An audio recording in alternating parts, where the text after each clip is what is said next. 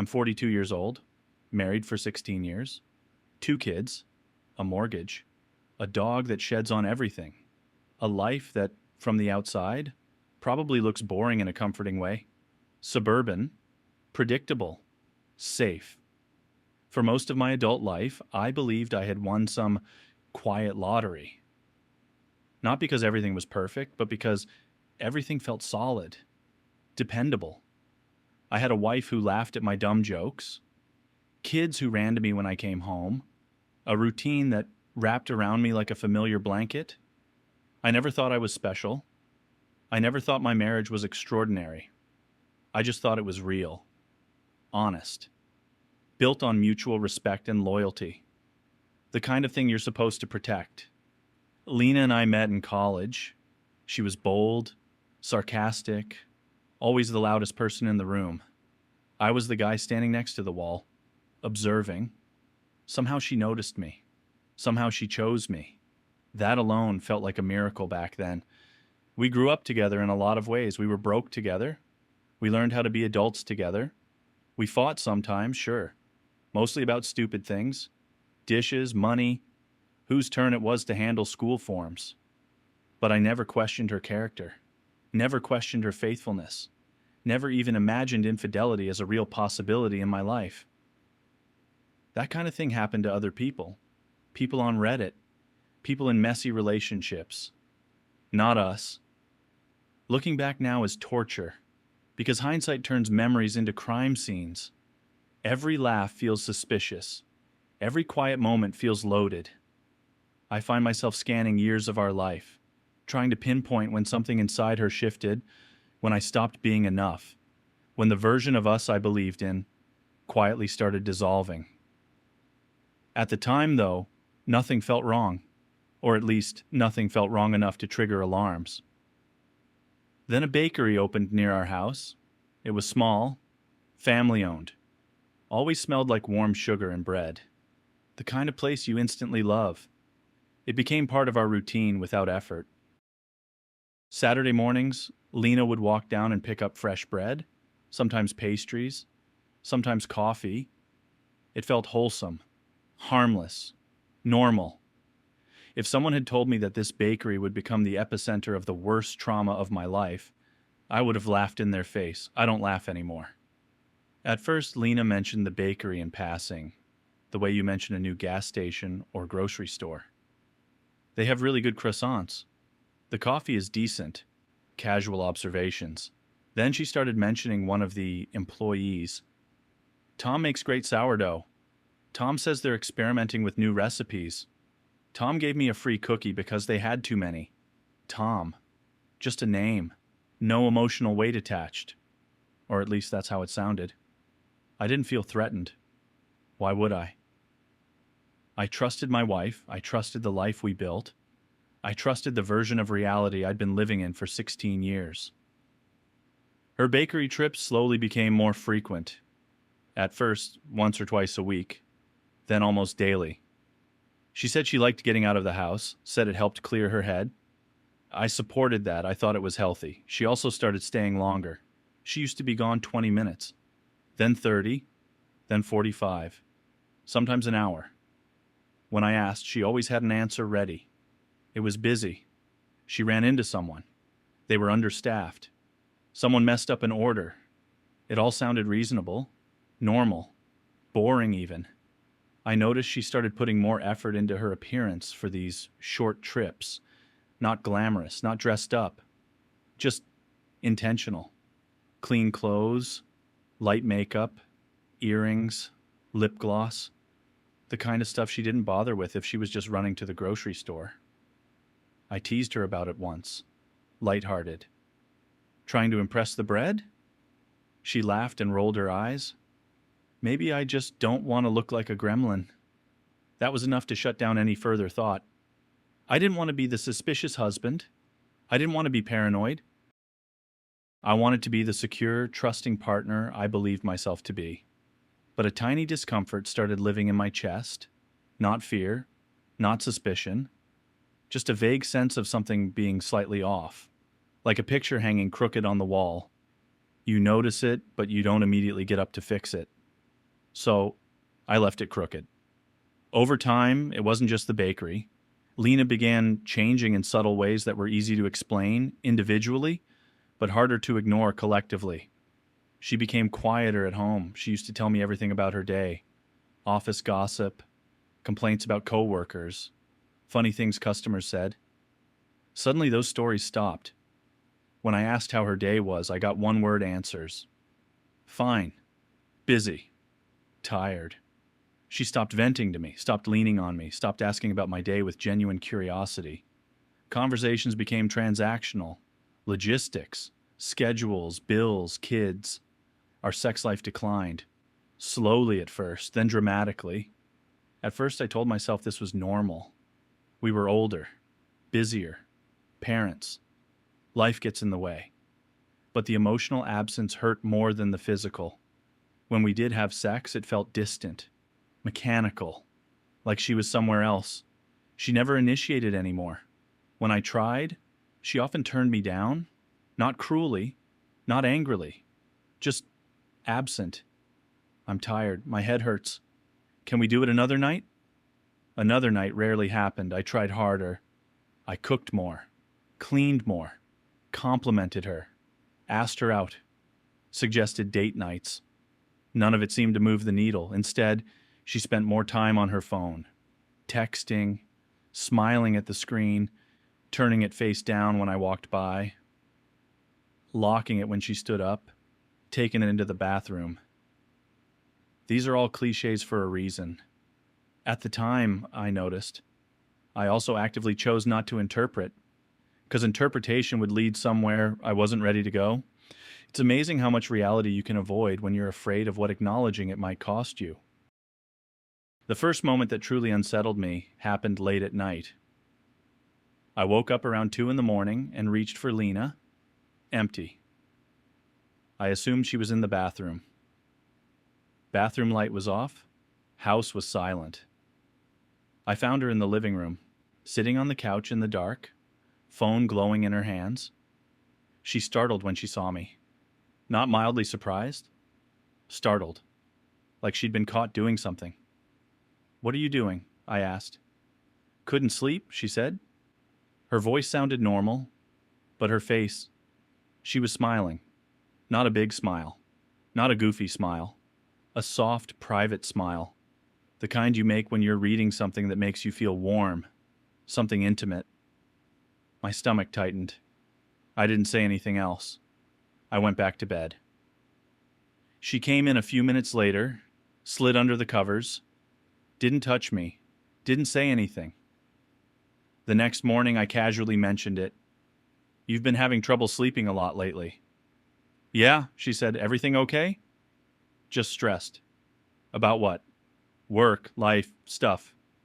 End of conversation. I wanted to push. I didn't, because pushing might open a door I wasn't brave enough to walk through. I told myself marriages go through quiet phases. I told myself I was overthinking. I told myself everything was fine. I became very good at lying to myself. The real turning point wasn't dramatic or cinematic. No private investigator, no hotel receipt, no catching them in bed. It was laundry. I was folding clothes on our bed. Lena was in the shower. Her phone was lying on the comforter. It buzzed. The screen lit up. I wasn't trying to snoop. I wasn't holding the phone. I didn't unlock anything.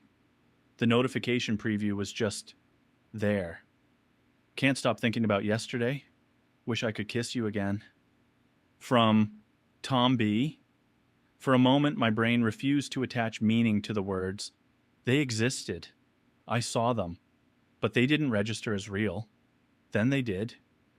My hands started shaking so badly I had to sit down. I stared at the screen like it might rearrange itself into something harmless. It didn't. There is no innocent explanation for that message. None. When Lena came out of the bathroom, I was sitting on the edge of the bed, holding her phone. I didn't yell, I didn't cry, I didn't accuse. I simply asked, "Who's Tom?" Her face changed instantly. Not confusion, not curiosity. Recognition. Fear. Guilt.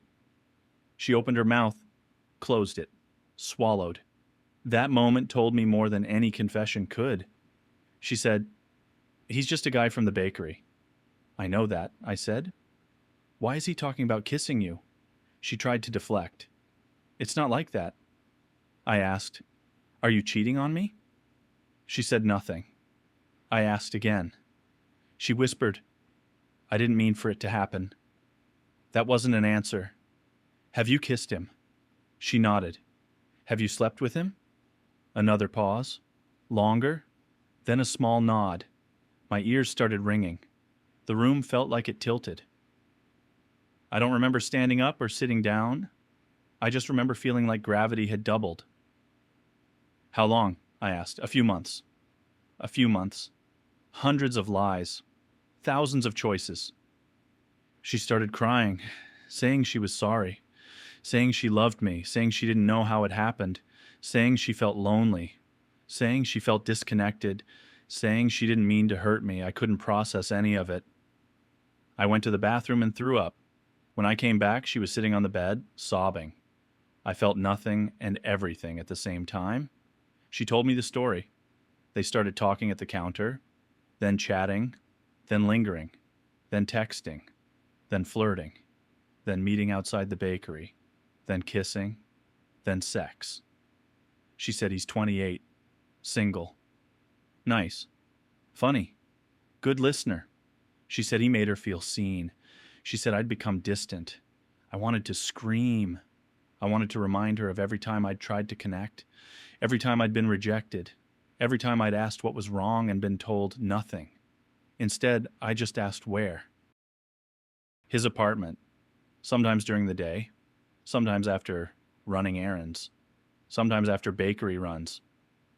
I realized she had been coming home and kissing me after being with him, sleeping next to me after sleeping with him, letting me touch her.